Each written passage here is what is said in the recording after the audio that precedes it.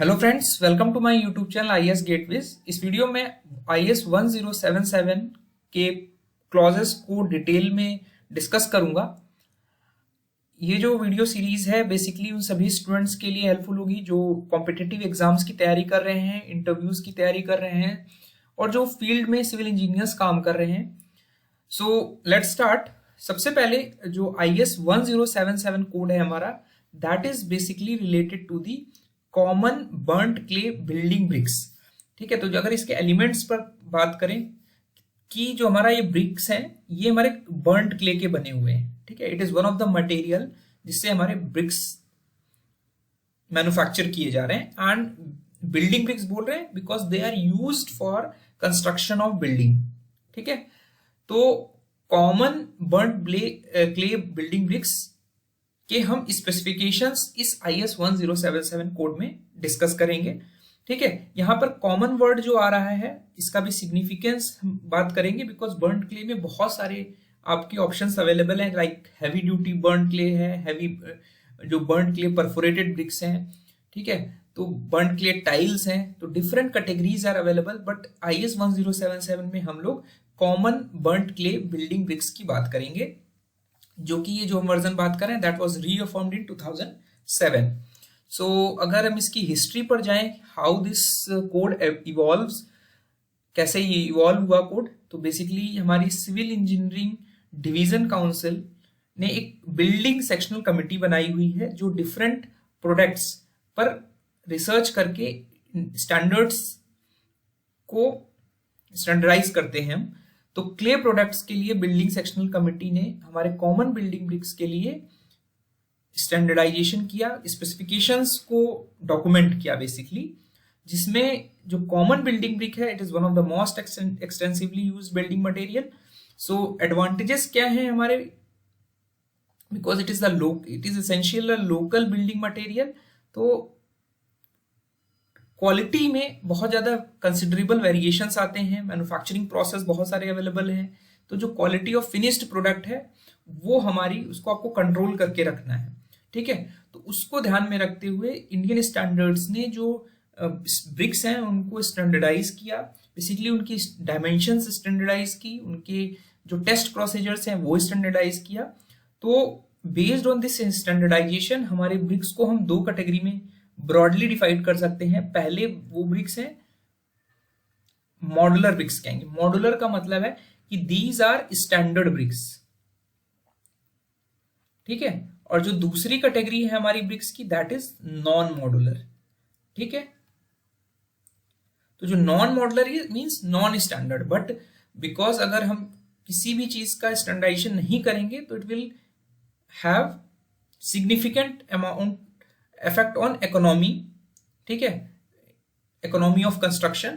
तो जो non modular BRICS है उसकी भी डायमेंशंस हमारे जो हमारी इंडियन सिनेरियो में यूज किए जाते हैं उसको भी हमारी रिकमेंड किया कि ये साइजेस होने चाहिए नॉन मॉड्यूलर ब्रिक्स के। तो स्टैंडर्डाइजेशन का फायदा क्या है ओवर ट्रेडिशनल ब्रिक्स, जो कि अलग अलग साइज के अगर आप बनाएंगे तो होगा क्या, हमारा ड्राइंग एरिया रिक्वायरमेंट लेस होगा, सेविंग होगी space of floor area, cost of brick के मशीनरी में हमारी सेविंग हो जाएगी, लेबर कॉस्ट की सेविंग हो जाएगी, हैंडलिंग की कॉस्ट बच जाएगी, मोटर का कंजम्पशन कम होगा। तो ये दो ब्रिक्स की हमारे जो डायमेंशंस हैं वो स्टैंडर्डाइज किए गए। ठीक है, तो अब डायमेंशंस पे अगर हम बात करें तो जो हमारा ये IES 1077 कोड है, इस वाले कोड में हमारी बेसिकली 4 मेजर एलिमेंट्स कवर्ड हैं। पहला हम बात करेंगे कि बर्न्ट क्ले ब्रिक्स का, common burnt clay building bricks का क्लासिफिकेशन क्या है, उसकी जनरल क्वालिटी पैरामीटर्स क्या रहेंगे, हमारी डायमेंशंस क्या हैं और हमारी फिजिकल रिक्वायरमेंट्स क्या हैं जब हम common burnt clay building bricks को बिल्डिंग्स में यूज कर रहे हैं। ठीक है, तो मैंने आपको बताया कि जो कॉमन बर्न्ट क्ले ब्रिक्स हैं, दीज बर्न्ट क्ले ब्रिक्स, इसमें हम IES 1077 में केवल उस कैटेगरी को डील करेंगे जहां पे जो कंप्रेसिव स्ट्रेंथ है बर्न्ट क्ले ब्रिक्स की वो लेस देन 40 न्यूटन पर mm स्क्वायर है। ध्यान रखना है आपको कि लेस देन 40 है, इक्वल टू नहीं है। तो इसका मतलब ये हुआ कि हमारा जो कंप्रेसिव स्ट्रेंथ जिन ब्रिक्स की 40 न्यूटन पर एमएम स्क्वायर या उससे ज्यादा है, उनको हम क्या बोलेंगे? Heavy duty bricks. ठीक है, heavy duty common heavy duty burnt clay bricks. ठीक है, because they are being made of this burnt clay. तो हैवी ड्यूटी का सिग्निफिकेंस यहां पे ये है कि ये ब्रिक्स बिकॉज इनकी कंप्रेसिव स्ट्रेंथ हमारी ग्रेटर देन और equal to 40 newton per mm square से ज्यादा है, हायर स्ट्रेंथ के लिए हम इनको यूज कर सकते हैं। तो जहां पे लोड्स हमारे ज्यादा आ रहे हैं, जो ब्रिजेस हो गए, जो आपके फाउंडेशंस हो गए, ठीक है, इंडस्ट्रियल बिल्डिंग्स हो गई, वहां पे इन सभी ब्रिक्स को हम यूज कर सकते हैं। तो हैवी ड्यूटी ब्रिक्स की जो स्ट्रेंथ है, कंप्रेसिव स्ट्रेंथ के टर्म्स में हम बात कर रहे हैं, ग्रेटर देन और equal to 40 newton per mm square है। ठीक है, तो heavy duty burnt clay bricks के लिए जो हमारा कोड यूज होता है दैट इज IES-2180। ठीक है, तो यहां पर यही सेम चीज मेंशन्ड है नोट्स में, IES-2180 is the code used for heavy duty burnt clay bricks. ठीक है, रेफरेंसेस जो हमारे यूज किए गए हैं इस कोड में वो अक्षर ए में हम बात करेंगे। ठीक है, दूसरी इंपॉर्टेंट चीज ये है कि अब आता है कि क्लासिफिकेशन। तो हमारा जो, अगर आपसे ये पूछा जाए कि जो हमारा इंडियन स्टैंडर्ड्स हैं, ब्यूरो ऑफ इंडियन स्टैंडर्ड्स, उसके हिसाब से, उसके अकॉर्डिंग हमारे जो ब्रिक्स का क्लासिफिकेशन है that is based on the compressive strength. ठीक है, तो डिफरेंट क्लासेस आर अवेलेबल। अगर आप इसको काउंट करेंगे तो 1 2 3 4 5 6 7 8 9 10 11 11 क्लासेस में हमारा ब्रिक्स को डिवाइड किया गया है based on the average compressive strength. ठीक है, तो जब आप टेस्ट परफॉर्म करते हो ब्रिक्स पे कंप्रेसिव स्ट्रेंथ का, तो जो उसकी स्ट्रेंथ है, तो जिस क्लास का ब्रिक है एटलीस्ट उससे ज्यादा हमारी एवरेज कंप्रेसिव स्ट्रेंथ आनी चाहिए। ठीक है, तो जैसे 35 इज द मतलब सबसे हाईएस्ट जो क्लास है वो 35 क्लास 35 ब्रिक है, जिसकी जो स्ट्रेंथ है that should be greater than और equal to 35 newton per m square. Kilo joule force per centimetre square में आप इसको 10 से मल्टीप्लाई कर दोगे। ठीक है, तो आप देखोगे कि this designation is based on compressive strength. लेकिन जब आप फील्ड यूसेज में जाओगे, फील्ड प्रैक्टिस के बेसिस पे जो ब्रिक्स का क्लासिफिकेशन है वो आपका first class brick, second class brick, third class BRICS और फोर्थ क्लास ब्रिक है। जो जिन ब्रिक्स की स्ट्रेंथ 10 से ऊपर है उसको हम कह सकते हैं फर्स्ट क्लास ब्रिक्स। ठीक है, ये हमारे फर्स्ट क्लास ब्रिक्स हो गए। जिनकी स्ट्रेंथ, कंप्रेसिव स्ट्रेंथ 7 से ऊपर है, यानी अगर ये दो देखोगे तो ये वाला जो ब्रिक है this is of second class, और इसके नीचे जो कैटेगरी है वो थर्ड और फोर्थ क्लास में हम कह सकते हैं। तो ये हमारा जो डेजिग्नेशन है that is totally based on the compressive strength. ये आपको ध्यान रखना है जो हमारा इंडियन स्टैंडर्ड्स कहता है। ठीक है, जो क्वालिटी है ब्रिक्स की उसमें कोड ये कहता है कि ब्रिक्स में भी मशीन मोल्डेड हो सकते हैं, हैंड मोल्डेड हो सकते हैं, बट जो सॉयल होगी वो सुटेबल होनी चाहिए। जो ब्रिक अर्थ है बेसिकली वो सुटेबल होनी चाहिए, उसमें अडल्ट्रेंट्स नहीं होने चाहिए, एक्सेसिव हमारे जो प्रॉपर्टीज हमारी इंपार्ट कर रहे हैं वो एक्सेसिव या जो मिनिमम रिक्वायरमेंट है वो फुलफिल करने होने चाहिए। ठीक है, they shall be free from cracks, flaws नहीं होने चाहिए और फ्री लाइम के नोड्यूल्स नहीं होने चाहिए, otherwise they will result into efflorescence. ठीक है, तो free lime is one of the adulterant, जो इम्प्योरिटीज हैं वो हमारे ब्रिक के लिए हार्मफुल है। ठीक है, तो अब जो ब्रिक का हाइट है, ब्रिक की हाइट जो है वो बेसिकली डिफरेंट हाइट्स में हमारे ब्रिक्स अवेलेबल हैं। ठीक है, तो जो मॉड्यूलर साइज है ब्रिक्स के, ठीक है, मॉड्यूलर साइज अगर हम 3 एलिमेंट्स की बात करें तो जो ब्रिक की डायमेंशंस हैं, 3 डायमेंशंस है हमारी ब्रिक्स की, लेंथ है, विड्थ है और हाइट है। ये दीज आर द 3 डायमेंशंस। ठीक है, तो जो मॉड्यूलर साइज का ब्रिक है, जिसको हमने स्टैंडर्ड साइज कहा ब्रिक का, वो हमारे 2 साइजेस में अवेलेबल है। लेंथ और विड्थ उसकी सेम है, हाइट में डिफरेंस है। तो मॉड्यूलर जो ब्रिक्स हैं वो 2 साइजेस में अवेलेबल है, हाइट के टर्म्स में चेंजेस हैं केवल। इसमें हाइट हमारी जो अवेलेबल है वो 90 mm और 40 mm। तो 190 mm लेंथ हो गई, 90 mm विड्थ हो गई और 90 mm हाइट हो गई। ठीक है, तो अगर आप रिलेशनशिप देखोगे इनकी, तो इस वाले ब्रिक के लिए आपको जनरली जो हमारी प्रैक्टिस है उसमें length of brick is equal to 2 times the width plus thickness of mortar. ठीक है, ये हमारा जनरल कन्वेंशन चलता है, और जो लेंथ है वो विड्थ है जो वो हाइट के बराबर है। ठीक है, तो ये हमारा जो कॉमन ब्रिक का साइज है वो ये है। ठीक है, लेकिन दूसरी मॉड्यूलर साइज जो अवेलेबल है दैट इज 40 mm हाइट का भी ब्रिक अवेलेबल है। ठीक है, तो जो आपको यहां पर साइज दिख रहा है ये ब्रिक का, तो ये आपका साइज हो गया 190 mm। ठीक है, ये आपका 90 mm और ये हाइट आपकी 90 mm हो गई। ठीक है, तो ये हाइट भी 40 mm भी अवेलेबल है हमारा कोड के हिसाब से। 40 mm में भी मैंने आपने पतली ब्रिक्स देखे होंगे, जो स्टैंडर्ड ब्रिक्स है वो 40 mm के होते हैं। ठीक है, अब इसमें आप देख पा रहे हैं कि यहां पर एक सेंटर पे डिप्रेशन बना हुआ है। ठीक है, तो ये जो इंडेंट है basically this indent is called frog. ठीक है, ये इसका बेसिक पर्पस क्या होता है, इट इज बेसिकली अ की फॉर होल्डिंग द मोटार, मतलब एक ब्रिक को दूसरी ब्रिक के साथ जोड़कर रखेगा। ठीक है, और मोर्टार इसमें भरा रहेगा तो वो बेसिकली बॉन्डिंग के लिए इंपॉर्टेंट है।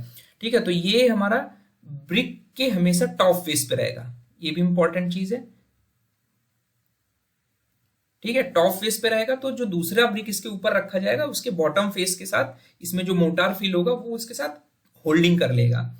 ठीक है, तो ये इंडेंट जो है इसकी जो डायमेंशंस हमारे कोड ने कही हैं वो डायमेंशंस हमारी हैं, इनकी जो डेप्थ है बेसिकली ये जो डेप्थ है this is basically 10 mm to 20 mm, यानी 1 से 2 सेंटीमीटर इसकी डेप्थ है, और जो विड्थ है दैट इज 40 mm। ठीक है, इसमें शेप देख पा रहे हैं आप, एक purely rectangular sharp aged frog है, और यहाँ पे थोड़े से जो हमारा कर्व्ड शेप में एंड में दिया है this is basically semi circular. तो ये हमारा रेक्टेंगल है और दोनों एंड पे हमारा सेमी सर्कल्स हैं। तो ये जो सेमी सर्कल का जो रेडियस है दैट इज 20 mm, तो इसकी जो विड्थ है हमारी ऑटोमेटिकली 40 mm हो जाएगी। ठीक है, और जो इसका रेक्टेंगुलर पोर्शन है वो आपका 60 mm है। ठीक है, तो अगर आप देखोगे तो ये 20 और ये 20 मिला के फिर से जो एक्सटीरियर एजेस होंगी वो हमारा 100 mm हो जाएगा। तो आप देख पा रहे हो कि इसकी जो फ्रॉक की डायमेंशन है वो 100 mm cross 40 mm cross 10 to 20 mm। ठीक है, तो ये इंपॉर्टेंट ध्यान रखना है कि 1 से 2 सेंटीमीटर इसकी डेप्थ होती है, और जो फ्रॉग्स हैं वो 40 mm या एक्सट्रूडेड ब्रिक्स में नहीं प्रोवाइड करते। ठीक है, ध्यान रखना है, एक इंपॉर्टेंट लाइन है कि ब्रिक्स जिनकी डेप्थ जो मॉडुलर ब्रिक्स हैं जिनकी डेप्थ 40 mm है, यानी ये वाली की जो कैटेगरी है ब्रिक्स की, इसमें फ्रॉग्स आर नॉट प्रोवाइडेड। या फिर एक्सट्रूडेड जो एक्सट्रूजन प्रोसेस यानी डाई के साथ हमारा एक मोल्ड होता है उसमें हम कंप्रेस करके एक्सट्रूड करके ब्रिक्स बनाते हैं, तो उस प्रोसेस से जो ब्रिक्स बनते हैं उनमें भी हमारा फ्रॉग्स प्रोवाइड नहीं होते। तो एक इंपॉर्टेंट पॉइंट है, आपको ध्यान रखना है। ठीक है, जो नॉन मॉडुलर साइज है, जो नॉन स्टैंडर्ड साइज है, उसकी जो डायमेंशंस हमारे कोड ने कही, लेंथ हमारी 230 mm, 110 mm जो है विड्थ है, हाइट इज 70 mm। तो नॉन मॉडुलर साइज में 70 और 30 mm हाइट के ब्रिक्स अवेलेबल हैं। ठीक है, बाकी लेंथ और विड्थ हमारी सेम है। प्रॉपर बॉन्ड अरेंजमेंट को इंश्योर करने के लिए ब्रिक वर्क में हमारा नॉन मॉडुलर का एक ब्रिक साइज और अवेलेबल है जिसकी लेंथ 70 mm है, विड्थ 110 mm है, और हाइट जो है वो 71/3 लेंथ ब्रिक की है। ठीक है, यानी लेंथ का 1/3। ठीक है, this is one of the non modular मतलब non standard size of the brick. उसके बाद आते हैं जो सेकंड आइटम है इस कोड में कवर किया गया है that is related to tolerances. ये बेसिकली जब आपके पास आप फील्ड पे काम कर रहे हो तो जो आपका ब्रिक्स का लॉट आ रहा है उसमें आप ब्रिक्स की डायमेंशंस कैसे चेक करोगे, मतलब एक्सेप्टेबल हैं या नहीं एक्सेप्टेबल हैं। उसके लिए कोड ये कहता है we have to perform the measurement of tolerances. तो उसके लिए लेंथ, विड्थ और हाइट के लिए हमारा कोड ने गाइडलाइन दी कि आपके पास जो कोड अवेलेबल है जिसके तहत आप सैंपलिंग करोगे अभी नेक्स्ट आप प्रोविजन देखोगे कि सैम्पलिंग के लिए हमारा कोड है कि जो आपका ब्रिक्स का लॉट आया उस लॉट से आप सैम्पलिंग करोगे एज पर IES 5454। ये सैम्पलिंग के लिए कोड है बेस्ड ऑन दी कि साइज कितना है लॉट का, उसके हिसाब से आप नंबर ऑफ ब्रिक्स निकालोगे उस लॉट से। उस पर्टिकुलर लॉट जो आपने सैंपल लॉट निकाला उससे मिनिमम आप 20 ब्रिक्स निकाल लोगे, 20 ब्रिक्स आप निकाल लोगे या उससे ज्यादा भी निकाल सकते हो अगर आपका जो लॉट सैंपल लॉट है वो बहुत बड़ा है, यानी तो 20 ब्रिक आपको मिनिमम निकालने हैं। तो 20 ब्रिक्स के हिसाब से हमारे कोड ने डायमेंशनल टॉलरेंसेस दी। अब ये अगर हमारा स्टैंडर्ड ब्रिक है, मॉडुलर ब्रिक है, तो इसकी जो लेंथ है वो 190 mm है, जो विड्थ है वो 90 mm है, और जो हाइट है वो 90 mm है। मैं एक एग्जांपल देके आपको बता रहा हूं।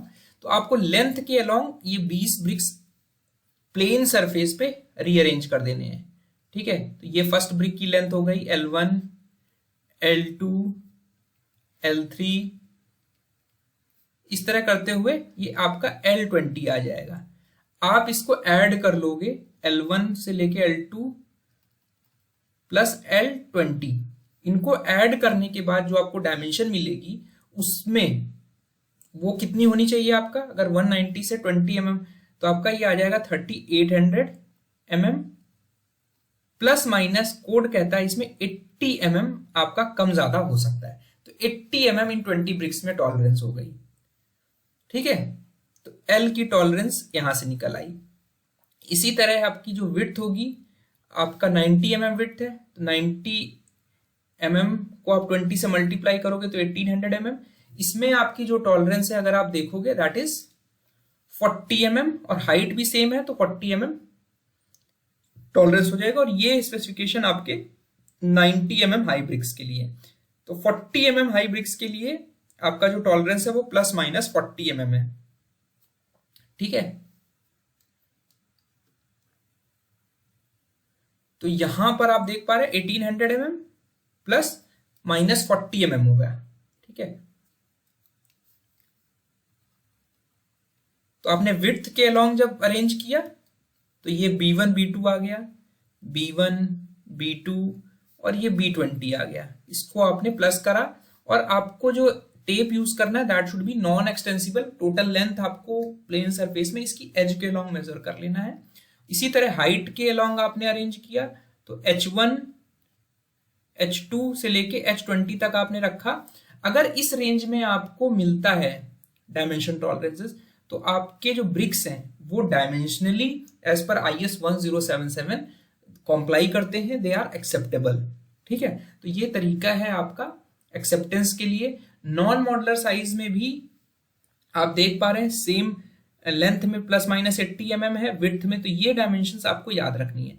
यहाँ पे सिंगल डायमेंशन से 20 ब्रिक्स का मल्टीप्लीकेशन है, ये फिगर वहां से आ रही है।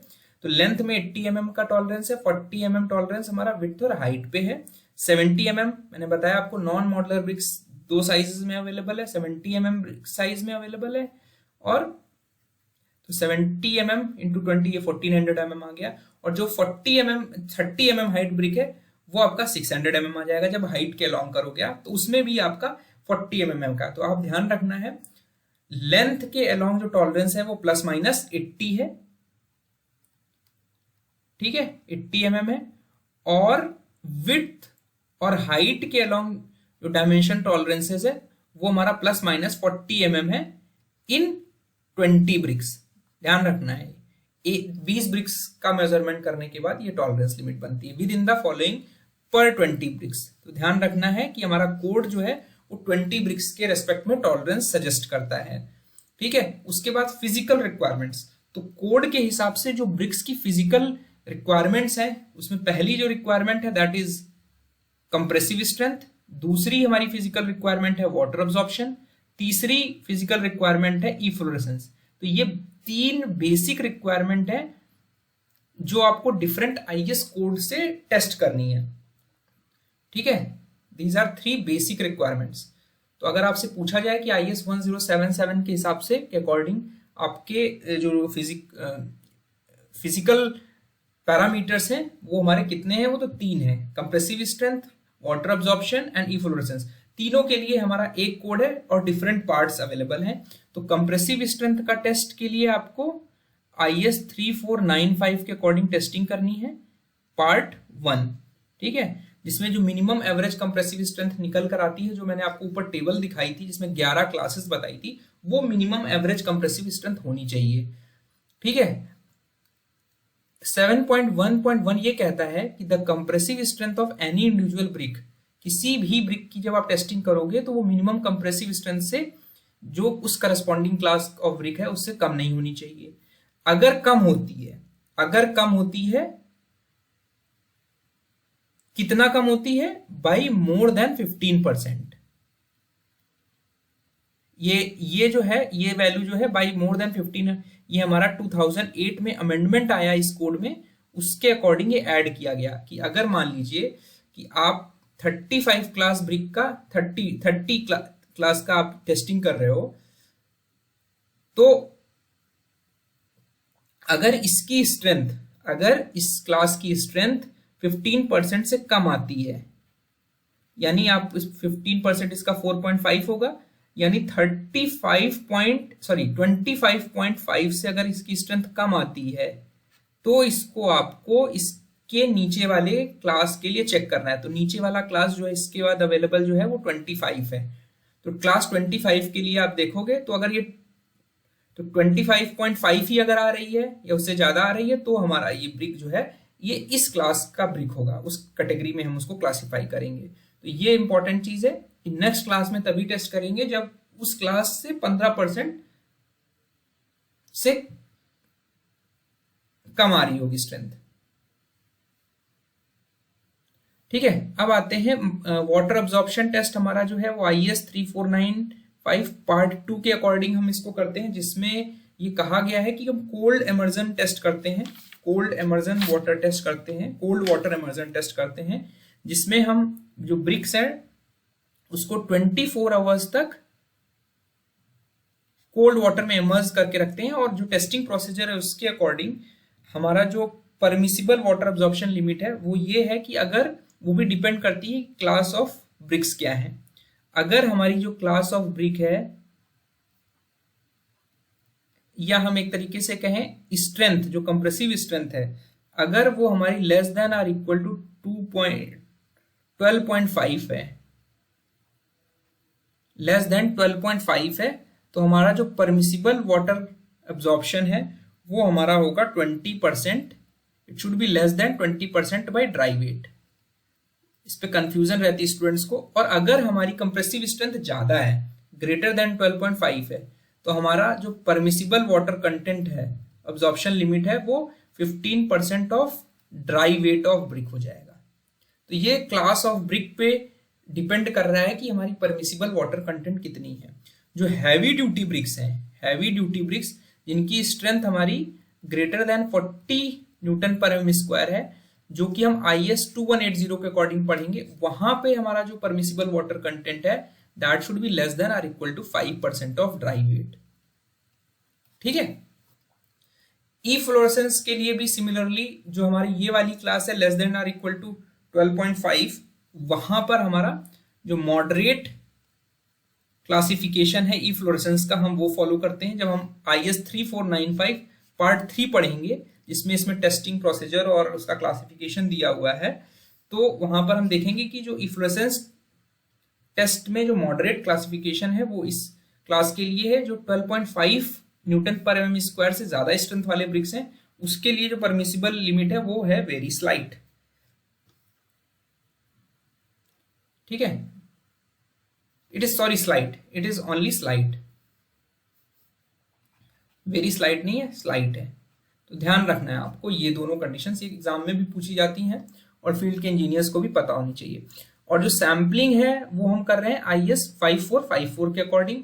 और आपने देखा होगा कि ब्रिक का जो फ्रॉग होता है, जो डिप्रेशन होता है, उसमें एक इंडिकेशन, कोई नंबर लिखा होता है या PCM लिखा होता है। तो basically that is demarcation of the manufacturer, कि वो इंडिकेट करता है that is a source of manufacturer, ठीक है।